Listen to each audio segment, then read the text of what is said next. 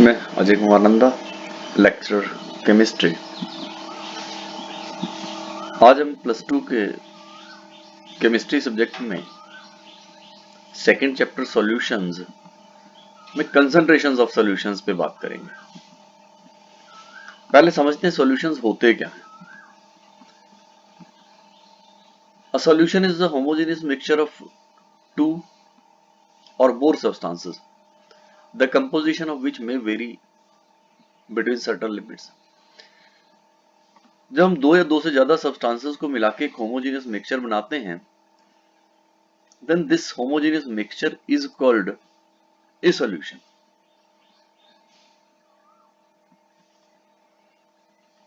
अब ये homogeneous mixture क्या होता है? होमोजेनियस मिक्सचर वो वाला मिक्सचर होता है जिसकी कंपोजिशन और properties they remain uniform through out the mixture. वो सारे यूनिफॉर्म रहते हैं सारे के सारे मिक्सचर में, दे डू नॉट चेंज। ऐसे सॉल्यूशन को हम लोग होमोजेनियस मिक्सचर कहते हैं। सॉल्यूशंस में थोड़ा आगे बढ़ने से पहले कुछ टर्म्स की बात कर लूं। Binary solution, the word bi stands for two. Binary solution वो वाला सॉल्यूशन होता है जिसमें दो कंपोनेंट हो। ऐसा solution which contains two components, that is called a binary solution. solute, the component which is small in quantity is called solute। इस homogeneous mixture में जो कम अमाउंट में सब्सटेंस प्रेजेंट होगा, which is present in lesser amount, that is called solute। solute is the component which is present in small quantity। solvent, the component which is present in large quantity is called a solvent। जो ज्यादा है वो solvent है। जैसे अगर मैं नमक का एक चम्मच लेके पानी के गिलास में घोल दूं तो नमक सोल्यूट होगा और पानी सॉल्वेंट होगा। यूं कहा जाता है कि जिसको घोला जाता है वो सोल्यूट, जिसमें घोला जाता है वो सॉल्वेंट। तो solution is a mixture of solute and solvent. अगर किसी सॉल्यूशन में एक से ज्यादा सब्सटेंस को घोल के, दो से ज्यादा सब्सटेंस को घोल के बनाया गया है, तो जो ज्यादा अमाउंट में है वो सॉल्वेंट, बाकी सारे सोल्यूट कहलाएंगे। कंसंट्रेशन को कैसे एक्सप्रेस करते हैं? किसी सॉल्यूशन में कितना सोल्यूट प्रेजेंट है, that is called concentration. The amount of solute present in given amount of solution is called concentration of solution. इसको कई तरीके से एक्सप्रेस करते हैं। एक ब्रॉडर टर्म है डाइल्यूट सॉल्यूशन और concentrated solution.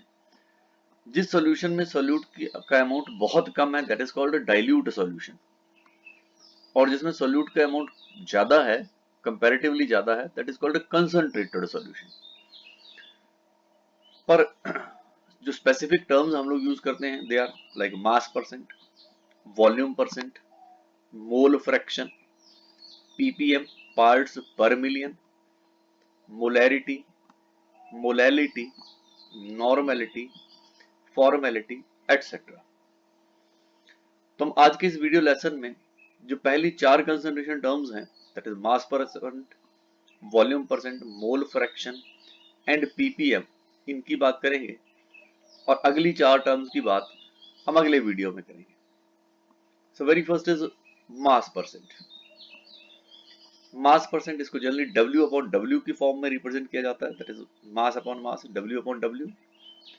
Mass percentage of A compound, mass percentage of a component of a solution is defined as the mass of one component per 100 parts by mass of the solution। solution के 100 parts में कोई एक component कितने percent है, that is called mass percent। mathematically mass percent of a component is equal to mass of the component in the solution upon total mass of the solution multiplied by 100। mass percent of a component, mass of that component upon total mass multiplied by 100। This concentration term is described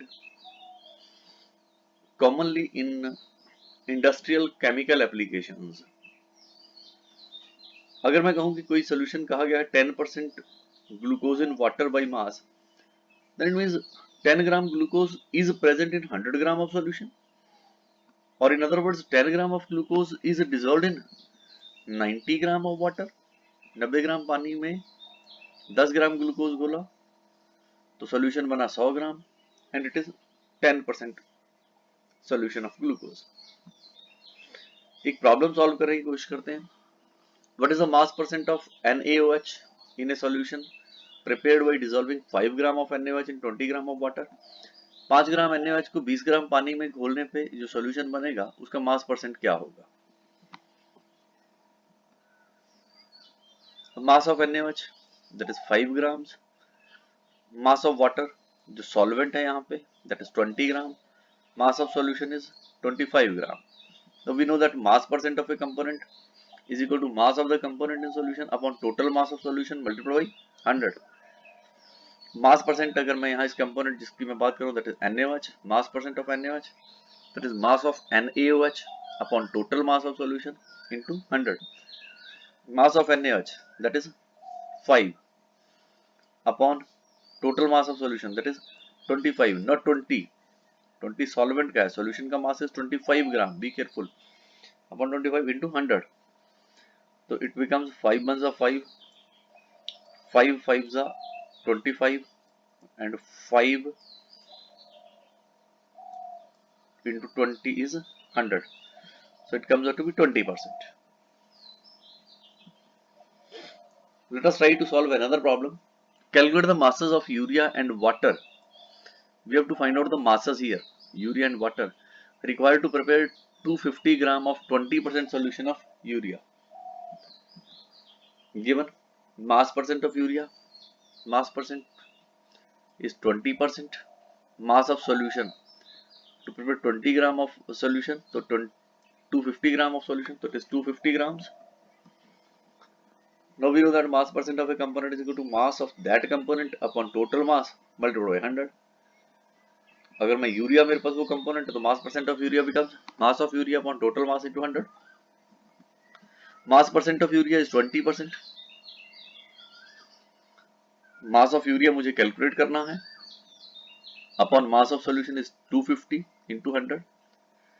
तो इसको solve करें तो mass of urea is equal to 20 multiply 250 upon 100. तो ये 0 get cancelled and we get 50 grams. So 50 gram of urea is required to prepare 250 gram of 20% solution of urea. अगर मुझे यहाँ mass of water भी पूछा गया है तो मास ऑफ वाटर है, टोटल सॉल्यूशन 250 था जिसमें 50 ग्राम यूरिया था and the remaining is water that is 200 grams. Another term is volume percent. The volume percent of a component of a solution is defined as the volume of one component per 100 parts by volume of the solution. Same वही वाली definition. एक component का volume 100 parts solution में by volume. Mathematically same वही term है. Volume percent of a component is equal to volume of that component upon total volume of solution into 100.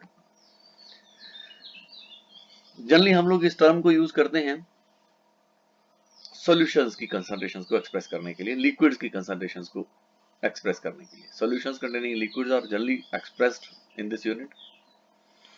If a solution is described by 10% ethanol in water by volume, it means 10 milliliter of ethanol is dissolved in 90 milliliter of water, resulting in a 100 milliliter solution. Let us try to understand it by this problem. What is the volume percent of ethylene glycol in a solution prepared by mixing 10 milliliter of NaOH in 40 milliliter of water? 10 milliliter NaOH in 40 milliliter of water. Volume of ethylene glycol, that is solute, is 10 ml. Volume of water 40. Volume of solution, it is 50 ml. Volume percent of a component is equal to volume of that component upon total volume into 100. So volume percent of ethylene glycol is equal to volume of ethylene glycol in a solution upon total volume into 100. So it becomes 10 volume of ethylene glycol upon 50 total volume into 100. So it comes out to be 5 2 are 10. So the volume percent becomes 20%. Another term is mass by volume percent. Mass by volume percent को we represent by W upon V. The volume percent of a component of a solution is defined as the mass of the solute dissolved in 100 milliliter of the solution. Mathematically, mass by volume percent of the component is equal to mass of that component upon total volume. ये mass और volume का percentage है into 100.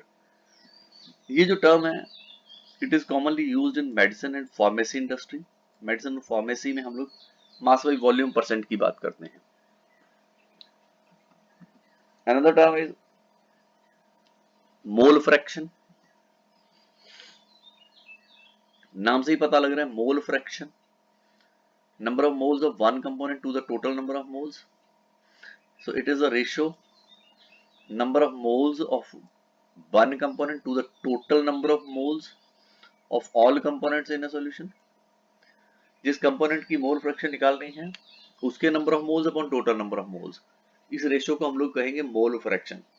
अब because it is a fraction, it is a ratio of number of moles, so it will have no units. Mole fraction does not have any units. Mole fraction is generally represented by x.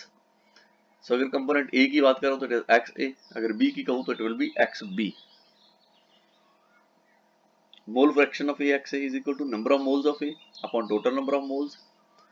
अगर दो component है A and B, मान लीजिए A के moles Na है और B के moles Nb है. Number of moles of A is Na, number of moles of B is Nb. Then mole fraction of A is equal to Na, number of moles of A upon total number of moles, that is Na plus Nb. Mole fraction of Bxb is equal to number of moles of B upon total number of moles. Mole fraction of Bxb is equal to Nb upon Na plus Nb. So the mole fraction of a component Bxb is equal to Nb upon Na plus Nb. जरा मोल fractions की सम करके देखते हैं. A की mole fraction थी Na upon Na plus B, B की Nb upon Na plus Nb. It comes out to be 1. So it should be remembered that sum of mole fractions of all components in a solution is always 1. किसी solution के सारे components की मोल fractions का total हमेशा 1 होता है. किसी solution के सारे कंपोनेंट्स की मोल फ्रैक्शंस का सम हमेशा 1 होता है. एक प्रॉब्लम सॉल्व करने की कोशिश करते हैं. Calculate the mole fraction of each component in sample of spirit containing 92% ethanol by mass. एक सॉल्यूशन है which is 92% ethanol by mass. उसमें हर एक कंपोनेंट दैट इज इथेनॉल और वाटर दोनों की मोल फ्रैक्शन कैलकुलेट करनी है. 92% है, मान लीजिए इथेनॉल का मास 92 ग्राम है, तो बाकी वाटर है, the mass of water is 8 grams. Now gram molar mass of ethanol it is 46 grams. Gram molar mass of water is 18 grams. Number of moles of ethanol, ethanol के कितने moles हुए? Number of moles का formula होता है mass upon molar mass, mass upon gram molar mass. It is mass is 92 grams upon 46 is the molar mass of ethanol. So number of moles of ethanol is 2. 92 gram ethanol के 2 moles हुए. Water के 8 grams हैं, तो water के कितने moles हुए? That is mass upon gram molar mass, it is 8 upon 18, that is 0.44. तो ethanol के 2 मोल्स हैं, वाटर के 0.44 मोल्स हैं. The number of moles of ethanol is 2 and the number of moles of water is 0.44. A mole fraction of ethanol, that is number of moles Na upon Na plus Nb. Ethanol के it is number of moles of ethanol that is 2 upon total 2, water के थे 0.44, तो 2 upon 2.44 it becomes 0.82. Be careful, there is no unit. Mole fraction does not have any unit. Mass percent of water, mole fraction of water. अब दोनों का total sum कितना होना है? 1.